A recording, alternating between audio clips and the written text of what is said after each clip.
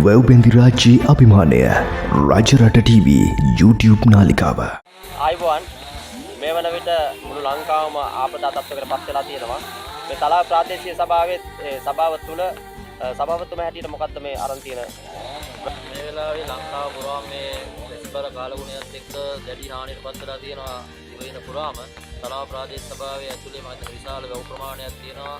විශාල ඇලවල් ප්‍රමාණයක් තියෙන සියලු වැව් සහ ඇලවල් උකුරන මට්ටමට ඇවිල්ලා තියෙනවා. දැඩි හානියට පත් වෙලා තියෙනවා. සමහර ගම් මම රැඳී ඉන්නේ අපි කටියාව යාය 6 7 කිය 6 7 10 9 8 9 කියන ගම්මාන වලට යන පිවිසෙන මාර්ගයේ ඒ කටියාව යාය 10ට ප්‍රදේශයේ පොකුණ සහ මේ ප්‍රදේශයේ සම්පූර්ණ ජලයෙන් යට වෙලා පවුල් 100කට ආසන්න ප්‍රමාණයක් වට වෙලා හිටියා. අපි ඊයේ රජයේ හැටියට සියලුම ප්‍රාදේශීය ලේකම්වරු ඒ වගේම ත්‍රිවිධ හමුදාවේ අය නාවික හමුදාව ප්‍රාදේශ සභාව සියල්ල ඒකාබද්ධ වෙලා බෝට්ටුවක් ගෙනලා ඒ අය ආරක්ෂිත ස්ථාන කරා දැන් රැකගැවිලා තියෙනවා. යාය 7 විහාරස්ථානය සහ යාය 10 විහාරස්ථානය දැන් ඒගොල්ලන්ගේ ඒ ආරක්ෂිතව ඒගොල්ලෝ දැන් රජයේ ඉන්න හැබැයි ඒගොල්ලන්ට යන්න තියෙන මාර්ග සියල්ල ඇහිලා තියෙනවා.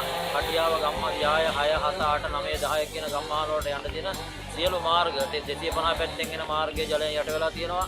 කටියාව වැව උඩින් එන මාර්ගයේ යට වෙලා තියෙනවා. වැවේ ස්පීල් එකෙන් ඒකට ඒකත් එක්ක යන්න වෙලා තියෙන දැන් ටැක් 4 හරහා ඉලුප්පල්ලම කියන කැකිරාව තලාව පාරට කියලා තමයි අනුරාධපුරේ සහ කැකිරාවට යන්න වෙලා තියෙන්නේ. ඒක නිසා දැන් මේ මාර්ගයේ ඊයේ සිට විශාල ගස් ප්‍රමාණයක් ඇද වෙන්න තියෙනවා. ඉතින් මාර්ගයේ ඇවිල්ලා තියෙන ඒ නිසා අපි තලාව ප්‍රාදේශ සභාවත් ප්‍රදේශවාසී මුස්ලිම් ජනතාව සියලු දෙනා ඒකරාශී වෙලා මේ කටියාව ගම්මානයට යන්න තියෙන පාර වැටලා තියෙන අනතුරු සහිත ගස් ඉවත් කරන එක තමයි අපි මේ සිද්ධ කරමින් ඉන්නේ. ඇත්තටම ජනතාව මේ වැසිබර තත්ත්වයක් එක්ක සියලු රටේ පුරවැසියන් පීඩාවට පත් වෙලා වගේම අනුරාධපුර දිස්ත්‍රික්කයේ තලාව ප්‍රාදේශ සභාවේ ජනතාවත් දැඩි පීඩාකාරී තත්ත්වයට පත් වෙනවා. ගම් වතුරෙන් විශාල ලෙස හානි වෙලා තියෙන්නේ අනුරාධපුර තලාවේ කටියාව ප්‍රදේශයට. ඉතින් අපි මේ ජනතාවත් එක්ක එකතු වෙලා ජනතාවගේ තියෙන ඒගොල්ලන්ගේ තියෙන අඩුපාඩුකම් හොයලා බලලා ඒ වෙනුවෙන් වැඩ කටයුතු කරමින් ඉන්නවා. මේ සඳහාම ඇදෙන සියලු පොලිසිය ප්‍රාදේශ සභාව ඒ වගේම